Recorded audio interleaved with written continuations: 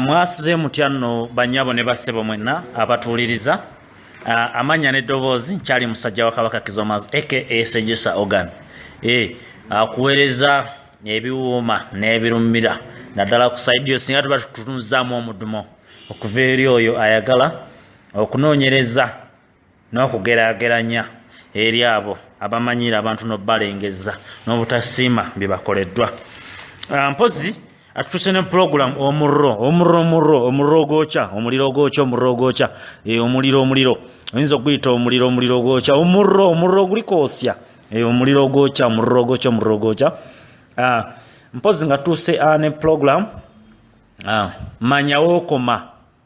wano mu program omurro naddala gwe muwala gwe manya wookoma manya wa gy'ova manya wa gy'osibuka eyo ku mwalo gy'ova ekasensero okitegeera gwe muwala gwe tukimanyi. Ngenda kukwatuukiriza amanya gye bujja kwawo amanya nti oyina salooni otunda ebizigo ebiri expired, oyina kala 3, oyina ebiviiri by'ebiwaani ku mutwe okitegeera. Genda ogamba abantu nti oli mufeeto, teri mufeeto atambuza maanyi nga g'otambuza.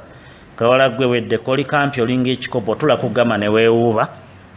okitegeera. Ezo emmumbwa zooyengayenga n'onywa ebigala nga byobeera okaba buli kaseera tukimanyi. Era yono isitolewo edi Mezaya mutuwadde nti kawala gwe okitegeera gwe muwala gwe kyakola sajja Shimeni. Kigambibwa nti ewave wammwe ekasensero ku mwalo nga wakata abasajja 3 ekirala ekikwekwete kyasinga okuddusaayo kirumira yakugoba ku mwalo ng'akyadumira omwalo gw'ekasensero. Watta omwana wamuyira amafuta n'omugamba agenda akuma ekibiriiti najja kyokka omwana owuwo gw'ozaala kyovula Katonda akyakumya abaana kati ogezaako okunoonya enzaalo nezikyagaanye. Kawala gwe maama wo ne poliisi bakuddusa nga bakunoonya ewamanyi obuyumba bwammwe obw'okumwalo mwali mu mbeera mbi okitegeera. Bakulonda Epolokwane Kasasiro nga bakusuulidde empty bottles eza salooni zo wali opretending okulimba abantu nti olinamu ebizigo era okola nviiri okitegeera. Omuwala gwe Kimbuyege njagala omanye nti omulenzi bw'aba akulonze n'akuleeta mu Gauteng n'akuteeka mu good life,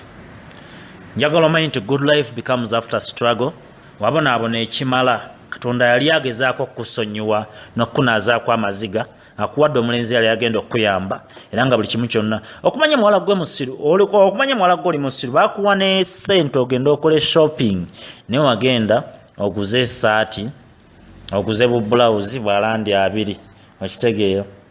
Bakuzinye omusajja owa Range Rover akuzinye ate okubye ogenda olangira buli muntu nti bandinzinyeeko ddi aba Range Rover. Kati muwala gwe njagala tumanye wajja oyimiridde bajjuzi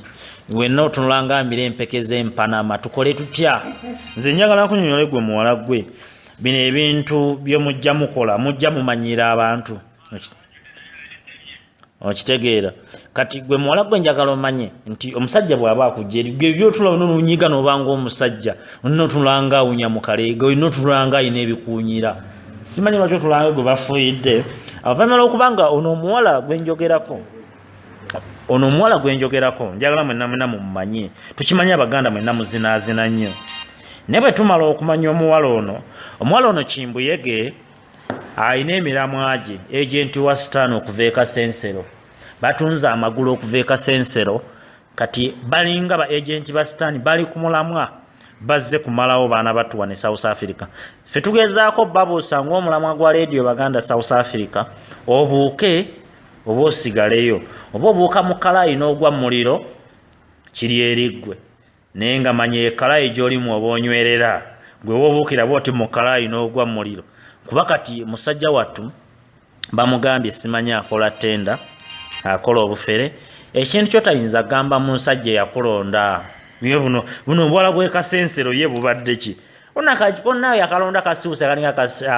kebali basiigevu onakali kasukanga akali kesiizevu naye kwe manyi omuto kwekuuta n'abeera ne kala 3 naye nammwe mutuleke mbuwala mmwe okawala gwe kannamwandu kamale tukumanyi wali namwandu wa male wali namwandu wa gundi namwandu wa Katongole namwandu wa namwandu wa kafeereri ekasensero gwe muwala gwe twagala omanyiwa wookoma okusinziira ku mbeera y'obudde nga bweyimiridde bo bagamba nti bagenda kukolako ng'amateeka bwe gagamba twambuuza baani naye bw'oba teweetonze mu nnaku 3 si kutiisatiisa naye kunnyonnyola naye bambi baako newookoma bambi ate simanga nnyo Katonda kyabaleese oba osimenga nnyo omuntu aba akuyambye kubamanya kyova olaba ngamba nnyo mikwano bw'obanga oyamba omuntu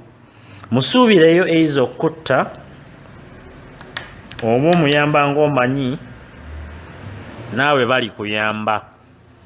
nze njagala ntukakase njagala mbakakase mwenna nga bannayuganda mwenna abatuulaawo